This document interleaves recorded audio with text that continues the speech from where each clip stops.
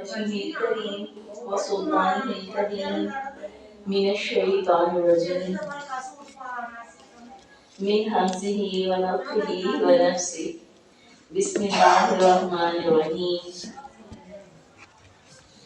اللہ کے خوبصورت ناموں میں سے اللہ کا نام السلام۔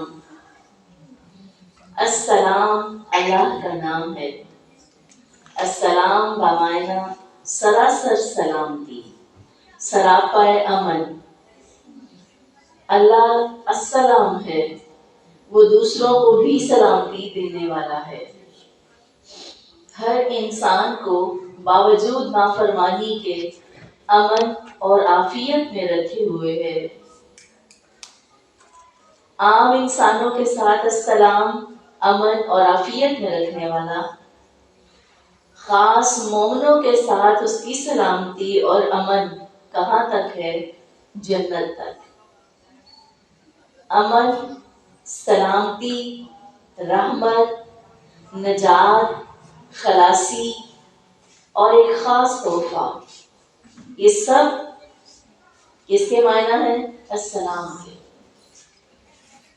اللہ فرماتے ہیں لَهُمْ دَارُ السَّلَامِ عِنْدَ رَبِّهِمْ وَهُوَ وَلِيُّهُمْ بِمَا كَانُوا يَعْمَلُونَ۔ ان کے لیے سلامتی کا گھر ہے ان کے رب کے پاس، اور وہ ان کا دوست ہے بِمَا كَانُوا يَعْمَلُونَ، اس وجہ سے جو وہ عمل کرتے رہے۔ سورہ نور میں اللہ فرماتے ہیں فَإِذَا دَخَلْتُمْ بُيُوتًا فَسَلِّمُوا عَلَىٰ أَنفُسِكُمْ تَحِيَّةً مِّنْ عِندِ اللَّهِ مُبَارَكَةً طَيِّبَةً۔ جب تم کسی بھی گھر میں داخل ہونے لگو تو ان کے رہنے والوں پر سلام بھیجا کرو۔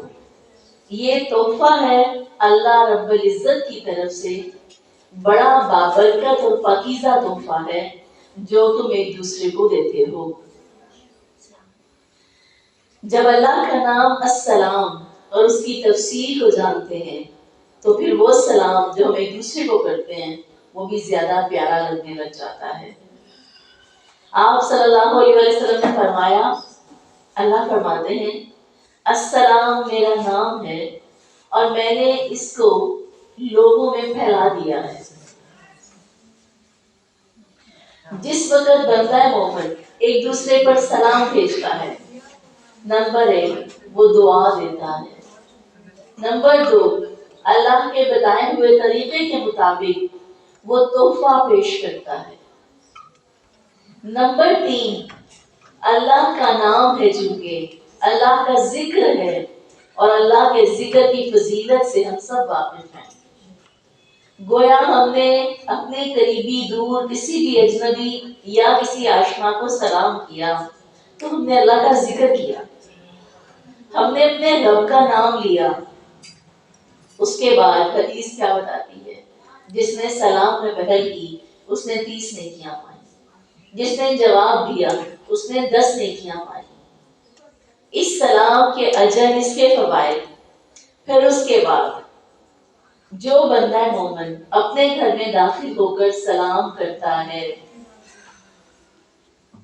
اس وقت اس کے ساتھ شیطان لگا ہوتا ہے، بھاگ جاتا ہے، فرشتے اس پر رحمت کی دعا کرتے ہیں، اس گھر میں امن اور سلامتی لازم آ جاتی ہے جو اپنے گھر والوں کو سلام میں پہل کرتا ہے۔ اس ایک سلام کے فوائد کتنے زیادہ ہیں۔ حضرت ثابت بن عبداللہ فرماتے ہیں میں ایک مجلس میں آیا، حضرت عبداللہ بن عمر اور بڑے بڑے صحابہ وہاں موجود تھے۔ انہوں نے فرمایا جب تم سلام کرو تو اسے سنوایا بھی کرو۔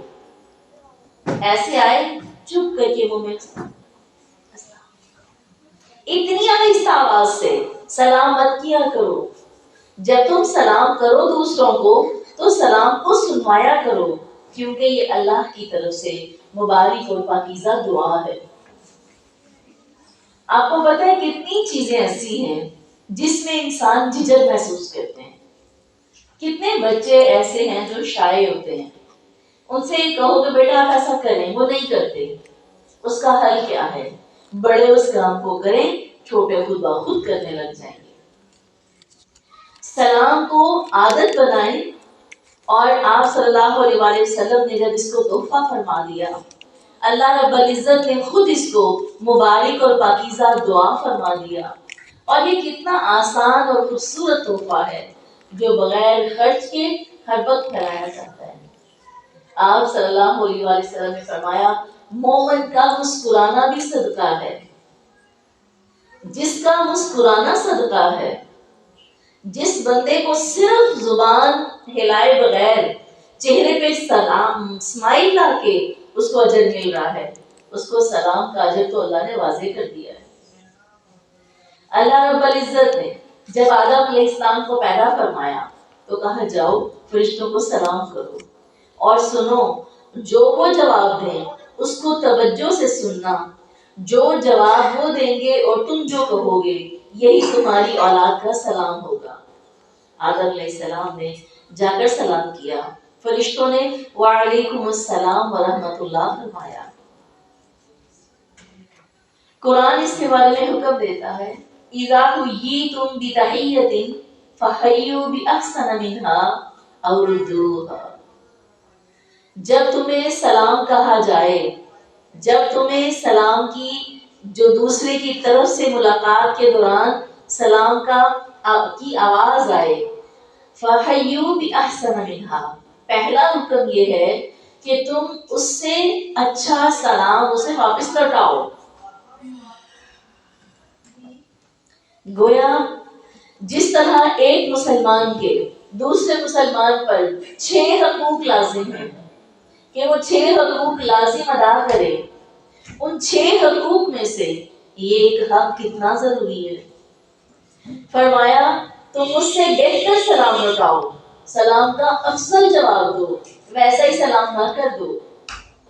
کوئی کہے السلام علیکم، وعلیکم السلام، یہ تو میں نے اس سے برا جواب دیا، اچھا کیسے لوٹایا جائے گا؟ السلام علیکم، آگے سے جواب دیں وعلیکم السلام ورحمۃ اللہ۔ دوسرا کہے السلام علیکم ورحمۃ اللہ، آپ کہیں وعلیکم السلام ورحمۃ اللہ وبرکاتہ۔ اب وہ تینوں ہی کام کر ڈالے، السلام علیکم ورحمۃ اللہ وبرکاتہ، تینوں دعائیں اس نے دے ڈالی۔ آپ پورا جواب دیں، پھر اس کا حال پوچھیں تاکہ آپ کی نیکی بڑھے ہی بڑھے، کم نہ رہے۔ حیاک اللہ، اسے دعا دے، اللہ تجھے زندگی دے، اسے بہترین کوئی دعا دے دے، ساتھ میں تینوں جواب دے کے کوئی اور ایک نیکی کما لے۔ نیکی کی طلب، نیکی کا لالچ، نیکی کا حریص مومن ہر لمحہ رہتا ہے۔ جو گھرانہ اس حکم کو پورا کرتا ہے اس گھر میں محبت، امن، سکون لازم ہو جاتا ہے۔ ذرا گہرائی سے سوچیں، رات کسی بات پر میاں بیوی کی ناراضگی ہو جائے، ایک نے کروٹ ادھر لی اور دوسرے نے ادھر لی، صبح آنکھ کھلی، سب سے پہلے اٹھ کر میاں کو سلام کریں۔ آدھی اور آدھی سے زیادہ ناراضگی سلام لینے سے ختم ہوگی کہ نہیں ہوگی؟ گھر میں داخل ہو سلام کریں، بچوں کو سلام کریں، تھوڑی دیر بعد بچے نظر آئے ہیں سلام کریں، کام والی سے دیر سے ملے ہیں سلام کریں۔ جس گھر میں سلام عام ہو جائے گا اس گھر میں سکون، رحمت اور امن لازم ہو جائے گا۔ کتنی چھوٹے چھوٹے طریقہ کار ہیں اور کتنے بڑے بڑے فساد اور مسائل کا حل ان کے اندر پوشیدہ ہے، اور پھر ہم یہ چھوٹے چھوٹے نہ کریں، ایک ٹانگ پہ کھڑے ہو کے چلا کاٹنے کو تیار ہو جائیں۔ حماقت ہماری ہے۔ اللہ کے طریقوں کو ہم پکڑ لیں، اللہ اپنی رحمتیں ہم پر نچھاور کر دے گا۔ صحابہ کہتے ہیں ہم آپ صلی اللہ علیہ وسلم کے پیچھے نماز پڑھا کرتے تھے تو آپ ہم کو تب بھی سلام کرتے، اور ہم کبھی کبھی سلام پڑھتے جبریل پر، میکائیل پر اور اللہ پر سلام کرتے۔ آپ پلٹ کے ہمیں دیکھتے اور فرمایا کرتے ان اللہ هو السلام، اللہ کو سلام کی ضرورت نہیں، اللہ تو سراسر سلامتی ہے. ان اللہ هو السلام، وہ تو سراپا سلامتی ہے. سلام پھیرتے ہیں نماز سے.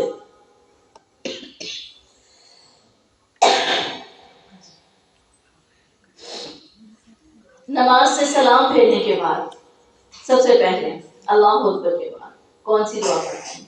اللہم انت السلام ومنک السلام تبارکت یا ذا الجلال والاکرام. اللہ تو سراسر سلامتی ہے. ومنک السلام، اور ساری سلامتیاں تجھی سے ہیں. تو خود بھی سلامتی ہے، تو سراپا سلامتی ہے، اور ساری سلامتیاں تجھ سے پھوٹتی ہیں. تو سرچشمہ سلامتی ہے. ہمارے گھر میں بے سکونی پھیلی ہے، سمجھ نہیں آ رہی. یا سلام، سکون دے دے، گھر میں رحمت نازل کرتے. اور پھر صرف یا سلام کو پکاریں گے، اور جو اس نے قاعدہ اور کلیہ بتایا ہے کہ سلام لے، گھر میں داخل ہوتے آتے جاتے صحابہ کرام آپس میں کچھ وقفے سے ملتے تو سلام کیا کرتے. دو ساتھی چل رہے ہیں، چلتے چلتے درمیان میں ستون آ گیا، وقفہ ہو گیا، دوبارہ بات شروع کر دی، سلام کر دیں. ٹیلی فون پہ بات کر رہے ہیں، 2 منٹ کے لیے ہولڈ کر دیا ہے، بات کرتے کرتے کسی بچے کی بات سننے لگ گئے ہیں، دوبارہ سلام کریں. بس یہ ہماری عادت کی کمزوریاں ہیں جس کو پکڑ کے بنانا پڑے گا، دوبارہ بنانا پڑے گا. سلام کو اپنے لیے عام کریں. 3 خاص مواقع ہیں. آپ صلی اللہ علیہ وسلم نے فرمایا 3 پریشانی کے مواقع ہیں، اور ان پریشانی کے مواقعوں کے لیے اللہ رب العزت جن لوگوں پر سلامتی کا ظہور کرتا ہے وہ دیکھیں. جس وقت انسان دنیا میں آتا ہے وہ بڑی گھبراہٹ کا دن ہوتا ہے. ایک تنگ اور تاریک کوٹھڑی سے نکل کر جب بچہ اس دنیا میں آنکھ کھولتا ہے، ہوا نئی، لوگ نئے، آوازیں نئی، ماحول نیا، بچہ روتا ہے، بچہ بلبلاتا ہے، وہ گھبراہٹ کا دن ہوتا ہے. فرمایا جس وقت بندہ انسان اس دنیا سے رخصت ہوتا ہے، موت میں اترتا ہے، شدید گھبراہٹ کا دن ہوتا ہے. پھر فرمایا جس دن قبر سے اٹھایا جائے گا، شدید گھبراہٹ کا دن ہوتا ہے. اس کو ہول پڑیں گے کہ میرے ساتھ کیا ہو گیا. مومن ہوگا تو اس لیے گھبرایا ہوگا، وہ تو جنت کی نشست میں تھا، وہ تو جنت کی ہواؤں میں تھا، وہ اپنی گھبراہٹ میں اٹھے گا. اور جو مومن نہیں ہوگا وہ اس گھبراہٹ سے اٹھے گا کہ اب میری کمبختی میرا انتظار کر رہی ہے. ان تینوں دنوں کے لیے، تینوں وقتوں کے لیے اللہ نے قرآن میں فرمایا جب بندہ مومن کی موت کا وقت آتا ہے، سلام علیکم طبتم، فرشتے سب سے پہلے مومن کی روح نکالنے آئے ہیں، جان لینے آئے ہیں. آگے کیا کہتے ہیں؟ سلام علیکم طبتم، مبارک ہو، طبتم توبہ، خوشی، تمہارے لیے خوشی کا وقت ہے، دنیا سے آزاد ہونے لگے ہو، جو زندگی کا مقصد اور منزل تھی نا اس کو پانے لگے ہو. مومن کی موت اس کی زندگی کی منزل کا حصول ہے. طیبتم، بہت خوشی کا دن ہے تم پر، اور خوشی کے لمحے میں وہ سلام پیش کرتے ہیں. جس وقت بندہ مومن دنیا میں آتا ہے، اس گھبراہٹ کے وقت میں اللہ نے حضرت یحییٰ علیہ السلام، اللہ نے حضرت کچھ انبیاء پر، حضرت عیسیٰ علیہ السلام، ان پر ان کے پیدائش کے دن پر سلام بھیجا. سلامتی ہو تم پر جس دن یوم ولدہ، جس دن تم پیدا کیے گئے. پھر اللہ رب العزت قبر سے اٹھنے کے دن پر کیا فرماتے ہیں؟ اس دن امن میں اور سلامتی کی دعاؤں کے ساتھ فرشتہ بندے کے ساتھ اٹھے گا. یہ بندہ قبر سے نکلے گا اور وہ دیکھے گا اس کے ساتھ ہے کہ ایک بندہ ہے، پورا ایک انسان، پوری باڈی، پورا ایسے انسان جیسے سالم کھڑا ہوتا ہے. اس نے کہا تم کون ہو؟ وہ کہے گا میں تمہارا دوست، تمہارا ساتھی. اللہ نے بھیجا ہے کہ تم گھبرا نہ جاؤ. تمہاری گھبراہٹ دور کرنے کے لیے میں تمہارے ساتھ ہوں. وہ کہتے ہیں تم ہو کون؟ فرشتہ کے انسان. وہ کہتے ہیں میں تمہارا عمل نامہ ہوں. اللہ نے مجھے تمہاری تنہائی کے ساتھی کے طور پر عمل نامے کو انسان بنا دیا ہے. کتنا خوف آتا ہے تنہائیوں سے، تنہا رہنے سے، تاریکیوں سے، قبر کے اندھیروں سے. اللہ اس وقت جو وہ ساتھی بنائے گا، وہ سلامتی والا، تمہیں کسی پل کے خوف میں خوف زدہ نہیں ہونے دے گا. ہر جگہ تمہارے ساتھ ہوگا، ہر پل تمہارا ساتھ دے گا. کوئی مصیبت، کوئی پریشانی، کوئی وقت ایسا نہیں ہوگا جب اللہ اپنے مومن بندے کو تنہا چھوڑ دے. اللہ کا نام السلام، ہر نقص اور عیب سے پاک. جو دین اس نے تمہارے لیے پسند کیا وہ کیا ہے؟ اسلام. سلام سے اسلام. اسلام کا معنی یہ ہے، نبی صلی اللہ علیہ وسلم نے فرمایا مومن وہ ہے جس کے ہاتھ اور زبان سے دوسرے مسلمان محفوظ ہوں. اب ہمیں یہ سوچنا ہے اگر ہم مسلمان ہیں تو کیا ان دونوں چیزوں سے دوسرے مسلمان محفوظ ہیں؟ جب بات حدیث ہمارے سامنے آتی ہے تو ہم یہ سوچتے ہیں کہ دوسرے مسلمان سے مراد گلی محلہ رشتہ دار. ہاں یہ خیال آتا ہے نا دوسرے مسلمان. میرے گھر کے اندر میری بیٹی، میرا بیٹا، میری بہن، میرا بھائی، میرا باپ، میری ماں، میرا شوہر اور شوہر کے لیے بیوی، کیا یہ مسلمان سب سے پہلے حقدار نہیں ہیں جو میری زبان اور میرے ہاتھ سے محفوظ رہیں؟ مسلمان وہ ہے جس کے ہاتھ اور زبان سے دوسرا مسلمان محفوظ رہے. دوسرے مسلمان نہیں، دوسرا مسلمان. ہمارے گھر کے سب افراد کلمہ گوئی ہوتے ہیں نا، کیسے بولتے ہیں، کیسے زبان سے دکھ لیتے ہیں، بس نہیں چلتا، ہاتھ اٹھاتے ہیں، جو کر سکتے ہیں کرتے ہیں. سب سے پہلے اپنے گھر والوں کو امن دیں. واللہ یدعو الی دار السلام. لوگوں اللہ تمہیں دار السلام کی طرف دعوت دیتا ہے، بلاتا ہے، پکارتا ہے. وَيَهْدِي مَن يَشَاءُ إِلَىٰ صِرَاطٍ مُسْتَقِيمٍ. وہ ہدایت دیتا ہے جس کو چاہتا ہے سیدھی راہ کی طرف. وہ بلاتا ہے، وہ ہدایت دیتا ہے، وہ پکارتا ہے، اور وہ تمہیں کہاں دعوت دے کر کہاں لے کر جانا چاہتا ہے؟ وہ تمہیں لے کر جانا چاہتا ہے دار السلام کی طرف. دار السلام کس کا نام ہے؟ جنت کا نام ہے. جنت کا ایک نام دار السلام ہے. سلام وہ ہے جو دنیا میں اللہ نے عام کیا، سلام وہ ہے جو جنت کا گھر ہے. اللہ اس کی طرف تمہیں دعوت دیتا ہے. کن کو دار السلام میں داخل کرے گا؟ جو لوگوں کو سلامتی اور امن سے جینے دیں گے. جو کسی کو ٹکنے نہیں دے گا وہ دار السلام میں داخل ہوگا. جو کسی کو جینے نہیں دے گا، سکون لینے نہیں دے گا، بس نہ چلے، جو کر سکے دوسرے کے لیے برا کرے، وہ دار السلام میں داخل ہوگا. اللہ رب العزت کے یہ نام، یہ تعریفیں، یہ توصیف، یہ پاکیزگیاں بندوں کے علاوہ کسی اور کے لیے تو نہیں ہے. القدوس اللہ کا خوبصورت نام، وہ پاک ہے ہر نقص سے، ہر کمزوری سے، ہر عیب سے، تمام شرک سے، تمام کوتاہیوں اور کمیوں سے، ہر خطا اور نسیان سے پاک ہے. زمین اور آسمان کی ہر چیز اسی کے آگے جھکی ہوئی ہے. القدوس پاکیزہ ترین ہستی ہے. اس کی طہارت، اس کی پاکیزگی، اس کی ذات، اس کی صفات، اس کے خیالات، اس کے عدل کے اندر، اس کی تقسیم کے اندر، اس کی عطاؤں کے اندر. قرآن میں فرشتوں کا ذکر آتا ہے. وہ کیا کہتے ہیں؟ وَنَحْنُ نُسَبِّحُ بِحَمْدِكَ وَنُقَدِّسُ لَكَ. اے اللہ ہم تیری تسبیح، تیری تعریف کے ساتھ کرتے ہیں. میں اور آپ تسبیح وہ بابا جی کے بتائے ہوئے لفظ کے ساتھ کرتے ہیں، وہ باجی اور وہ عالم کے بتائے ہوئے لفظ کے ساتھ کرتے ہیں. جانتے ہیں میری اور آپ کی تسبیح کارگر کیوں نہیں ہو رہی؟ ہم نے تو دوسرے کا بتایا ہوا لفظ یوز کیا ہے. تسبیح کس کام آئے؟ اللہ سے فرشتے کہتے ہیں اللہ تیری تعریف کے ساتھ تیری تسبیح بیان کر رہے ہیں.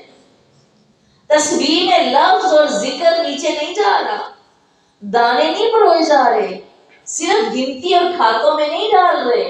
اتنے ہزار پڑھ لیا, 1000 بار کسی نے درود شریف پڑھا ہو اور وہ ہوا میں نہ اڑے, وہ اس کائنات کے معجزات نہ دیکھ لے, اور ہم نہیں دیکھ رہے کیونکہ ہم تو صرف تسبیح کے دانے گرا رہے ہوتے ہیں. نحن نسبح بحمدک ونقدس لک, اللہ تیری پاکیزگی تیری تطہیر بیان کرتے ہیں, عمل سے, علم سے, ایمان سے, یقین سے, پوری قوتوں سے تیری تقدیس اور تیری تحمید بیان کرتے ہیں. اللہ رب العزت نے جبریل امین کی صفت بیان کی. اللہ فرماتے ہیں قل, اے نبی کہہ دیجئے, نزلہ روح القدس من ربک بالحق, نازل کیا ہے روح القدس کو. جبریل کا نام اللہ نے کیا بتایا؟ روح القدس. اللہ نے روح القدس کو تیرے رب کی طرف سے حق کے ساتھ نازل کیا ہے. اور پتہ ہے کس دن اترتے ہیں روح القدس اس زمین پر؟ لیلۃ القدر. جبریل نہیں آتے عام دنوں میں, ویسے ہم زندگی بھر نیکیاں کرتے رہیں, جبریل نہیں آتے. لیلۃ القدر کو کبھی کس حوالے سے ہمیں اپنی زندگی میں نا ہر چیز کو نیا کرنے کی ضرورت ہے, ریفریش کرنے کی ضرورت ہے. کمپیوٹر کو چند دن چلا لیں, ریفریش نہ کریں, کام کرنا چھوڑ دیتا ہے. مومن کا ایمان کیوں کام کرنا چھوڑتا ہے؟ ریفریش نہیں ہوتا, اس کو نئی غذا نہیں ملتی. انسان کی فطرت ہے, اس کو کچھ نیا چاہیے, اس کو کچھ انوکھا چاہیے, اس کو کچھ بہترین چاہیے. اگر ایسا نہ ہوتا تو لوگ کبھی, دنیا جو آج اتنی دوڑ رہی ہے نا, یہ کبھی نہ دوڑتی. سکون کرتے لوگ, 2 وقت کی روٹی کھاتے, سوتے, سفید لباس پہنتے, مصیبتوں میں نہ پڑتے. یہ انسان کی فطرت ہے, اور یہ فطرت برائی کی طرف نہیں جاتی, یہ عمدگی کی طرف جاتی ہے جب یہ فطرت اپنے اللہ کے احکام اور قوانین اور اصل کو پورا کرتی ہے. آپ آج کچھ کھا رہے ہیں, کل کچھ کھا رہے ہیں, ون سورنا کھا رہے ہیں, ون سورنا پہن رہے ہیں, اچھے سے اچھا رہائش کا طریقہ اختیار کرتے ہیں. میں کئی دنوں سے انتظار میں ہوں, دورہ قرآن کی تکمیل کے بعد پورے گھر کی سیٹنگ چینج کرنی ہے. ہر چیز آپ کرتے ہیں, آپ کو نیا تبدیل کرنا اچھا لگتا ہے, لگے, لیکن کیا اللہ کے نام, ایمان, تعلیم, عمل, یہ سب باتیں نئے سے نئے طریقے اپنانے اور رنگ اور ڈھنگ بدلنے, کیا اس کے لیے کوئی زندگی میں ہمارا حق اور وقت نہیں ہے؟ اللہ رب العزت ہمیں مختلف طریقوں سے یہ چیزیں سکھاتا ہے. ایک ہی بات ہے, تحمید ہے, اللہ کی تعریف ہے. اللہ کے نام اتنے زیادہ کیوں ہیں؟ اس کے مختلف رنگ کب دیکھیں گے, کب سمجھیں گے؟ اللہ کو بس اللہ کہہ کر پکارو, اللہ نہیں سنتا؟ سنتا ہے نا.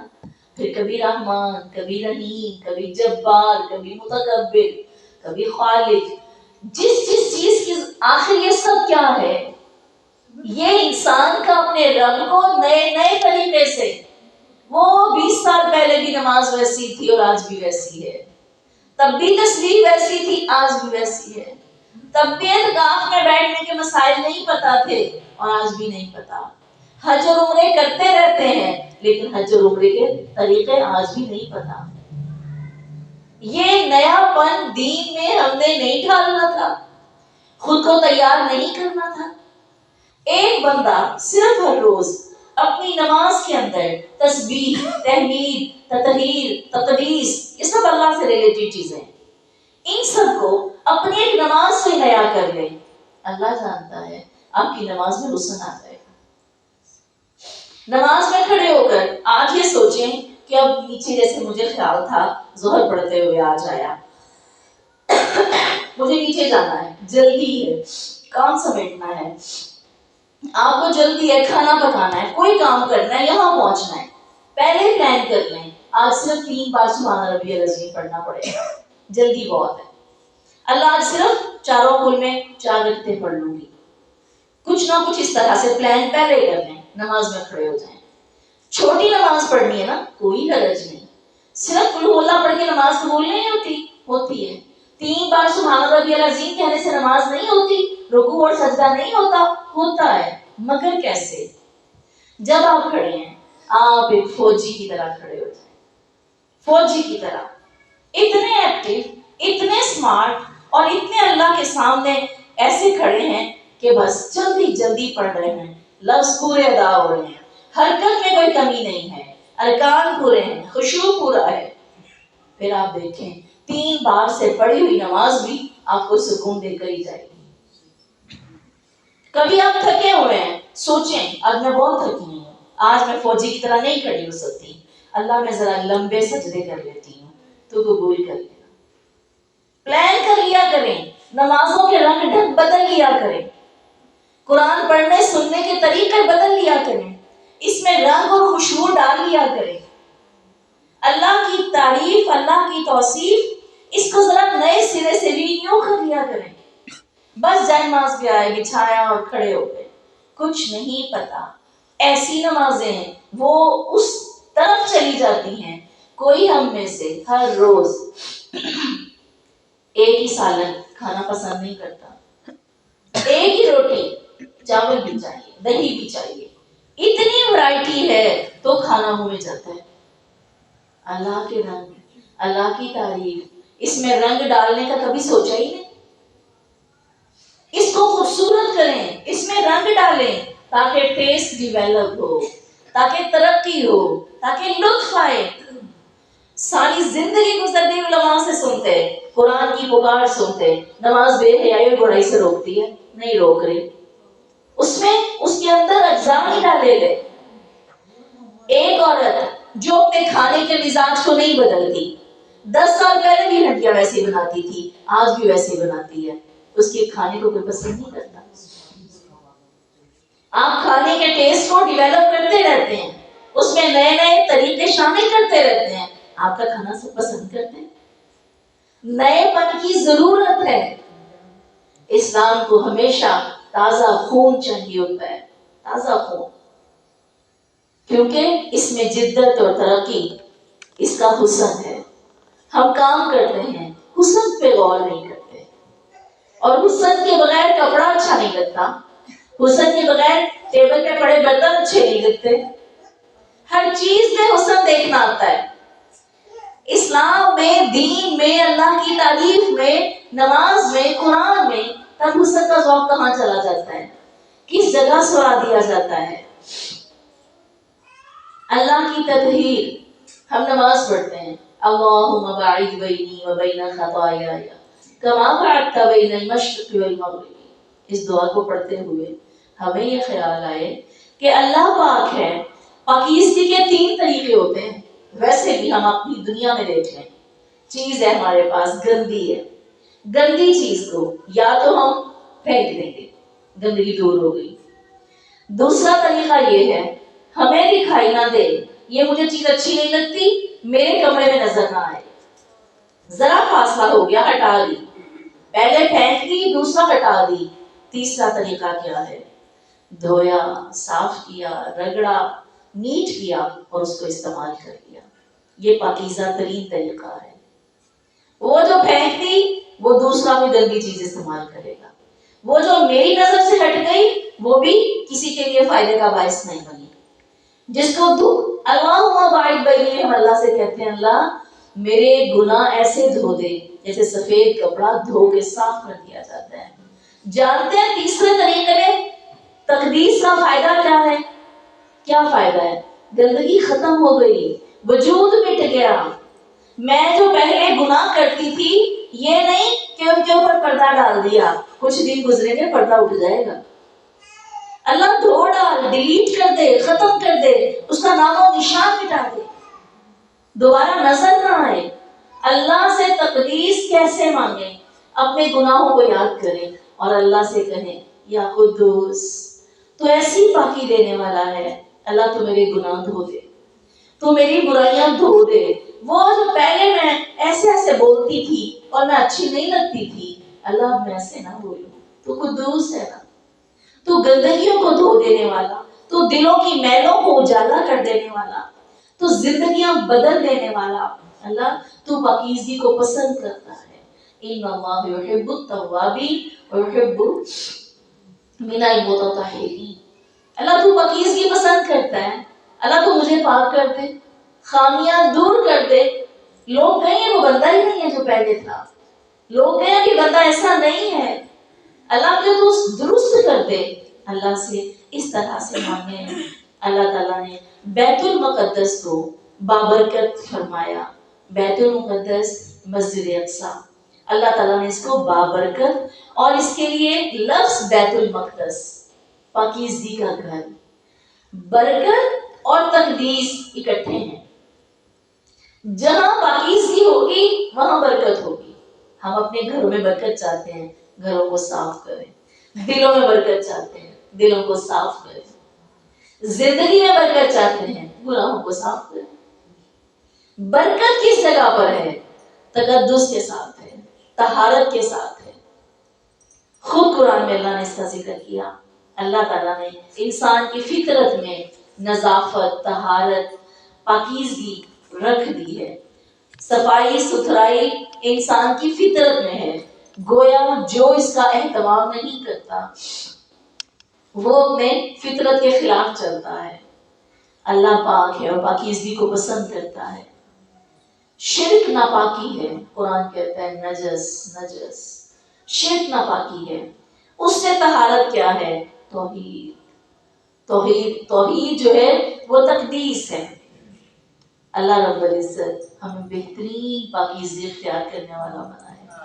اللہ کا نام العظیم, عظمت, بڑائی, اللہ کی بہت زیادہ وسعت. وہ اپنی ذات, افعال, صفات ہر چیز میں عظیم ہے. اللہ کا عرش عرش عظیم. اللہ کی کرسی کرسی عظیم. اللہ رب العزت کی صفات عظیم, اس کی ذات عظیم. اللہ لا الہ الا هو رب العرش العظیم. سورہ نمل میں اللہ فرماتے ہیں اللہ ایسی ذات ہے جو عرش عظیم کا رب ہے. ہماری نگاہیں اس کو پا نہیں سکتی. اس کی عظمت, اس کی وسعت, اس کی اتنی زیادہ رب العزت کی ہیبت, لیکن انسان کی نگاہیں اس کو پا نہیں سکتی. نبی صلی اللہ علیہ وسلم نے فرمایا جو بندہ مومن اللہ رب العزت سے یہ دعا مانگے گا, یہ جو آپ کے سامنے لکھی ہوئی ہے, اس دعا کو مانگ لینے کے بعد تمام دنیا کی جتنی مخلوق اور جتنی اشیاء ہیں ان کے شر سے بچنے کے لیے یہ ایک دعا کافی ہو جاتی ہے. اعوذ بوجہ اللہ العظیم الذی لیس شیء اعظم منہ وبکلمات اللہ التامات لا یجاوزہن بر ولا فاجر وباسماء اللہ الحسنى کلہا ما علمت منها وما لم اعلم من شر ما خلق وزرع وبرا. اے اللہ میں تیرے عظیم چہرے کی, میں تیری عظمتوں کی, تیری ذات کی پناہ میں آتا ہوں ہر اس چیز سے لیس شیء اعظم منہ, تجھ سے عظیم اس کائنات میں کوئی چیز ہی نہیں ہے. تو ایسا عظیم ہے کہ تجھ سے عظیم کوئی چیز نہیں ہے, اور تیرے تمام اور مکمل ناموں کے ساتھ میں تیری پناہ میں آتا ہوں. لا یجاوزہن بر ولا فاجر, کوئی نیک اور کوئی بد دنیا میں ایسا نہیں ہے جو تیری تعریف سے تجاوز کر سکے.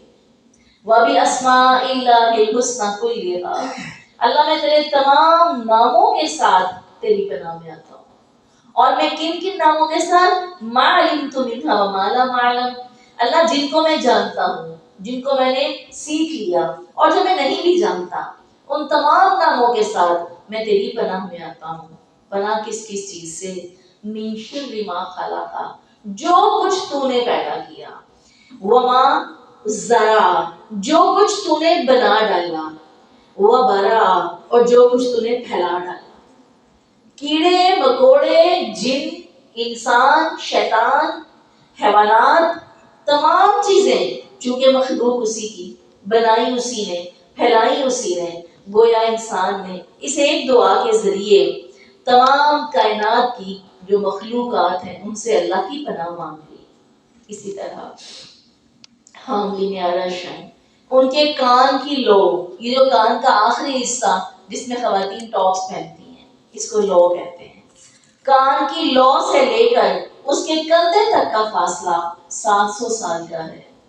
کوئی اللہ کی عظمت کو کیا جانے، کوئی اللہ کی عظمت کو کیا امیجن کرے، کیا تصور کرے۔ 700 سال کا فاصلہ، ایک ایک فرشتہ جو حاملین عرش ہے ان کے یہ حصہ جو ہمارے ہاتھ کے اتنے سے حصے سے پورا ہو رہا ہے، یہ 700 سال کا فاصلہ ہے۔ اللہ کی عظمت کا کیا بیان۔ جنت کے اندر 100 درجے ہیں، ہر ایک درجے کا دوسرے درجے سے فاصلہ 100 سال کا ہے، ایک 100 سال کا فاصلہ۔ اور اسی طرح وہ درجات اتنی دور دور، اتنے فاصلے پر اور اتنی وسیع وسعت کے ساتھ ہیں۔ جنت الفردوس کی چھت جو ہے وہ کیا ہے؟ اللہ کا عرش ہے۔ عرش اور چیز ہے، کرسی اور چیز ہے۔ یہ پوری کائنات اللہ کے عرش کے مقابلے میں، اللہ کی کرسی کے مقابلے میں، یہ پوری کائنات اتنی ہے جیسے صحرا میں رکھی ایک انگوٹھی ہے، اور اللہ کی کرسی اللہ کے عرش کے مقابلے میں اتنی ہے جیسے ایک انگوٹھی۔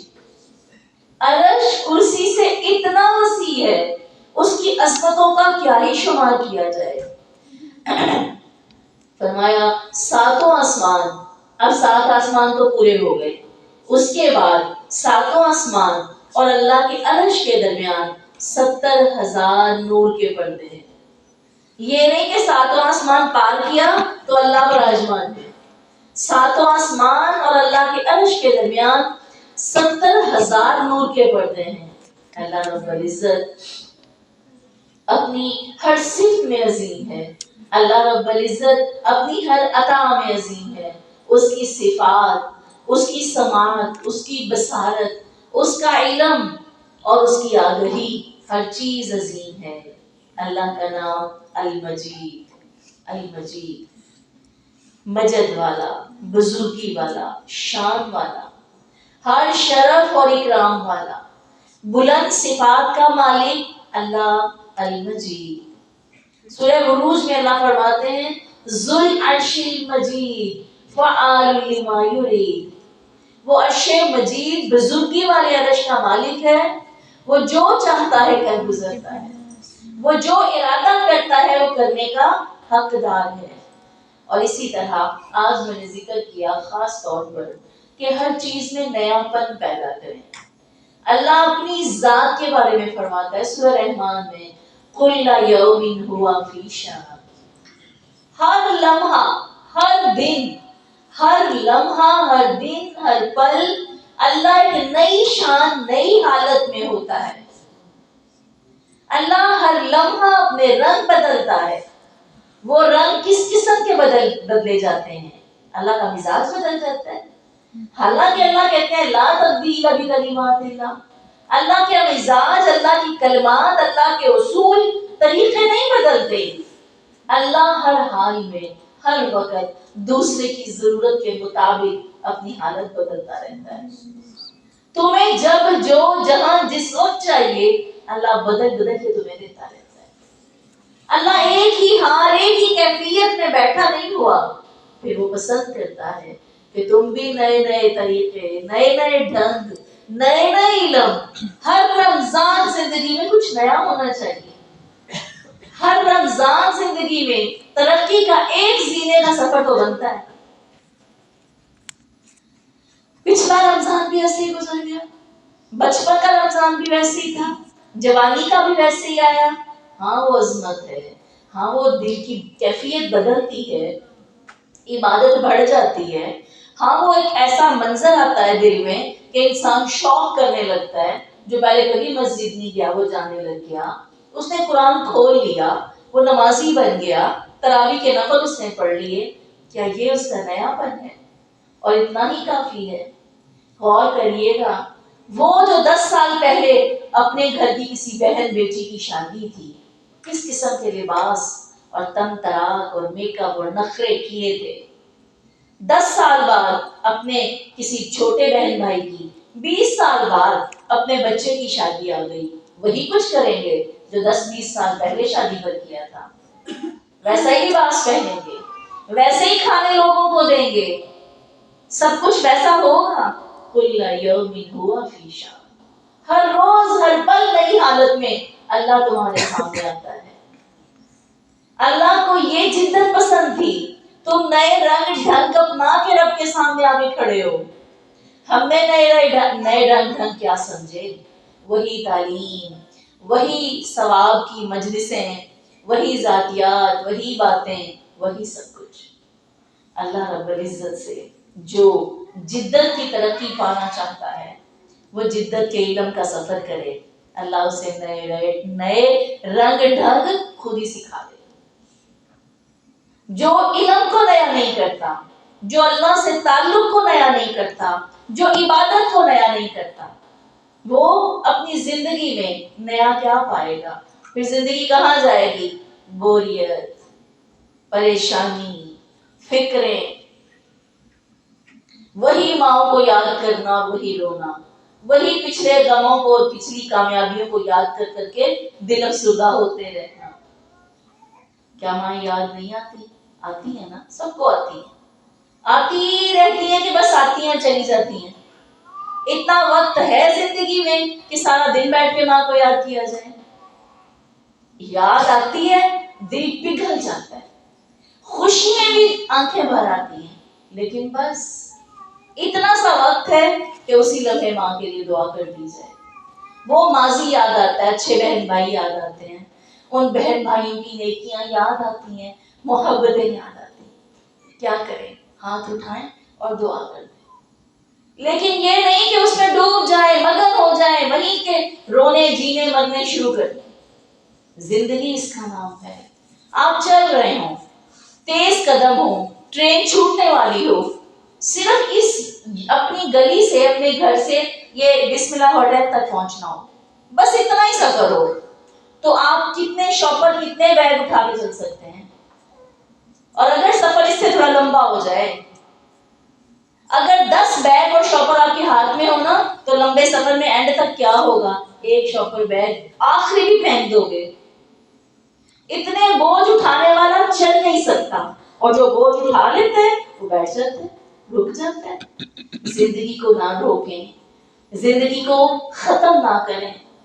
ایک مردہ سانس کے روکنے کے بعد مردہ ہوتا ہے، ایک مردہ اپنے دل کو خود ہی مردہ کیے رکھتا ہے. بوجھ سے، مصیبت سے، سستی سے، بیٹھے رہنے سے. اب کچھ جب چلنا یاد چلے گا تو پھر وزن تو کم کرنا ہی پڑے گا. آگے چلنا ہے، پیچھے کو دیکھ دیکھ کر آگے چلا نہیں جائے گا، پھر یہ سب اتارنا پڑے گا. اور اگر ان سب کو ساتھ رکھنا ہے، روئیں بیٹیوں کے غموں پہ، بیٹیاں ماؤں کے غموں پہ روئیں. منائیں زندگی جو اسی زندگی کے لیے پیدا کی گئی.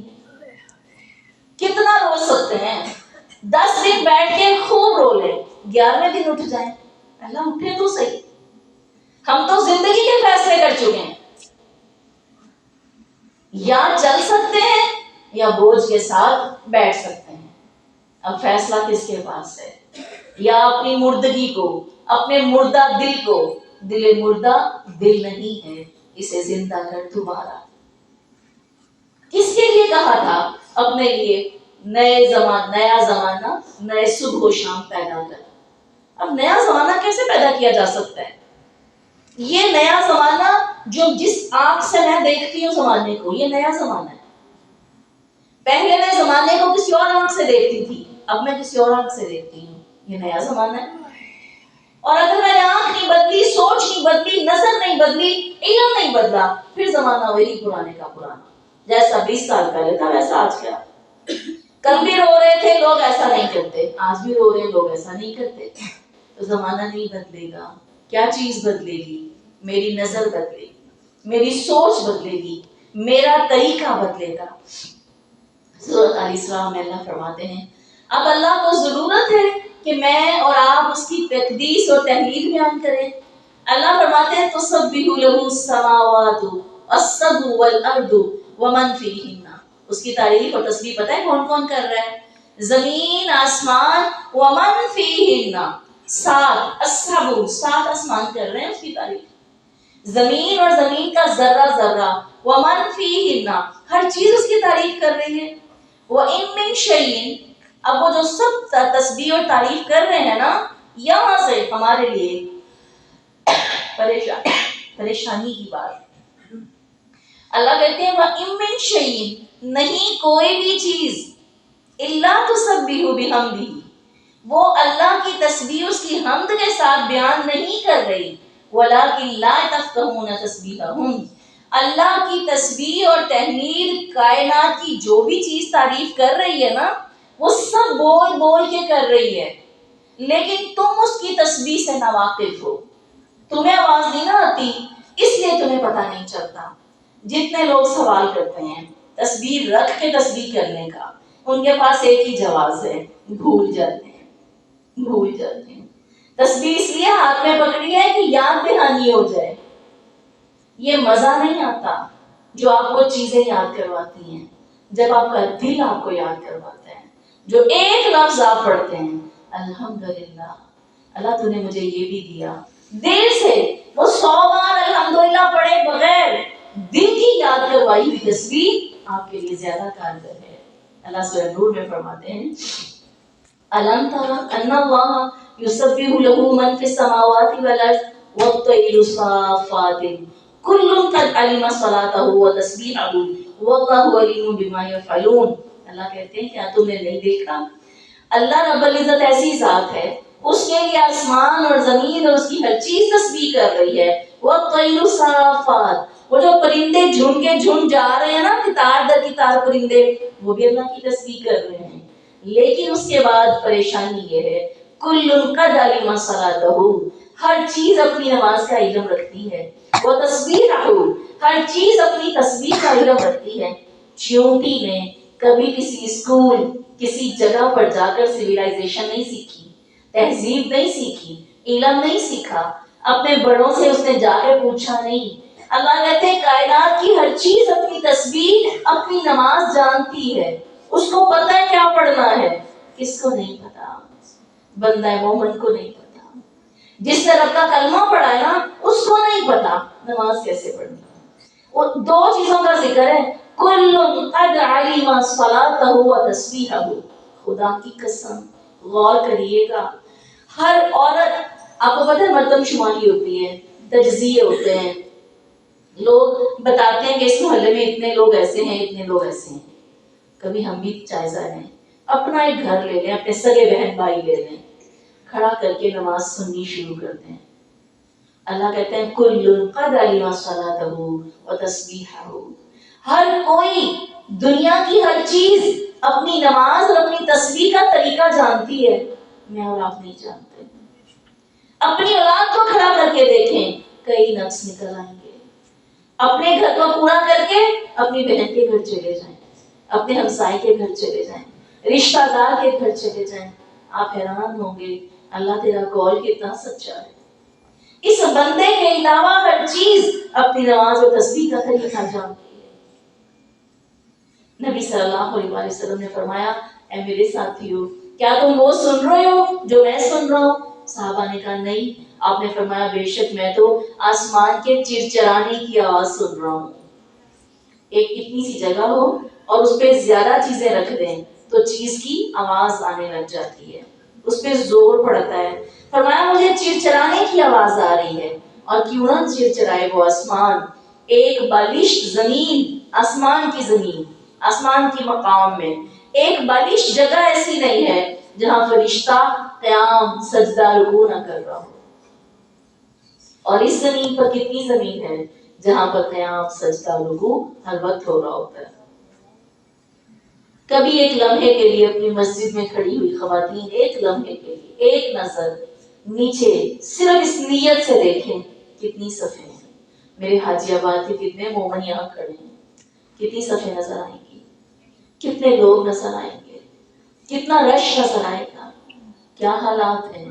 ایک بندہ اپنی زندگی کے فرائض سے ایسے غافل ہے کہ جیسے اس کی زندگی میں اس کو اپنے رب کی طرف لوٹ کر نہیں جانا.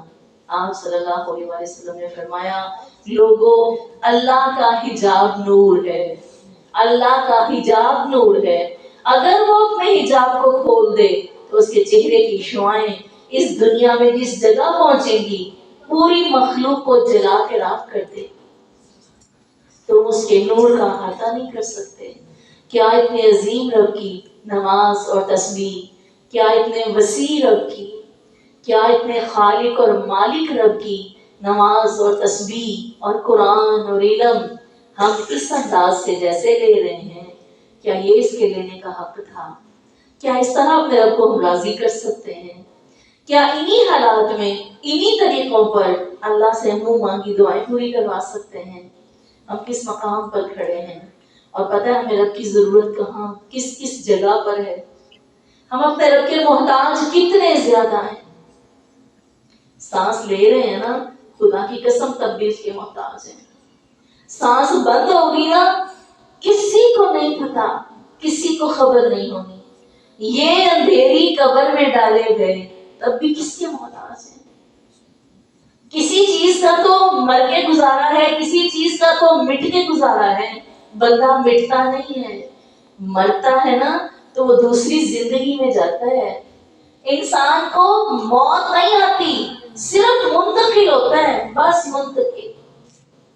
اللہ کا محتاج بندہ سانس لیتے ہوئے بھی اتنا ہے، سانس بند ہو کے بھی اس کا اتنا محتاج ہے. یہاں تو کوئی آواز سن لیتا ہے، کوئی پکار، کوئی کچھ نہ کچھ کام آ جاتا ہے. ہم اللہ کے محتاج تب بھی ہیں جب ہم اٹھا کے دیارے غیر میں تنہا رکھ دیے جاتے ہیں. کوئی ساتھ نہیں، کوئی دوست نہیں، کوئی خیر خواہ نہیں. دن رات جان دینے والے، دیکھ دیکھ کر جینے والے جو رہ نہیں سکتے. کتنے بچے اپنی ماؤں کی قبروں پہ بیٹھے ہوتے ہیں، ان کی تصویریں آتی ہیں، دیکھی نہیں جاتی. بچے ماں کی قبر کے پاس بیٹھ کے نا اپنا سبق پڑھ رہے ہوتے ہیں. ماں دیکھو میں پڑھ رہا ہوں. اللہ جب تو لے جائے گا نا تب بھی ہم تیرے محتاج ہیں. جی رہے ہیں تو ایک ایک پل اللہ کی ضرورت ہے. اٹھ نہیں سکتے، بیٹھ نہیں سکتے، اس کے حکم کے بغیر سو نہیں سکتے. اور جب زندگی کے اندھیروں میں ہوں گے نا تب بھی کوئی نہیں سنے گا، صرف اللہ کی محتاجی ہوگی. اس ضرورت میں میرا رب عظیم اپنی عظمتوں کے ساتھ تنہا نہیں چھوڑے گا. آج اپنے رب کو ہم نے تنہا چھوڑا ہوا ہے. ہم نے، وہ تنہا نہیں ہے مگر ہم نے اپنے سے الگ کیا ہوا ہے. خود سے الگ رکھنے والی ذات تمہیں اپنے قریب کر لے کہ میرا حق ہے، نہیں ہے نا. اس کا حق دینے کے لیے اس کے قریب ہو جائیں، اس سے جڑ جائیں. آمین.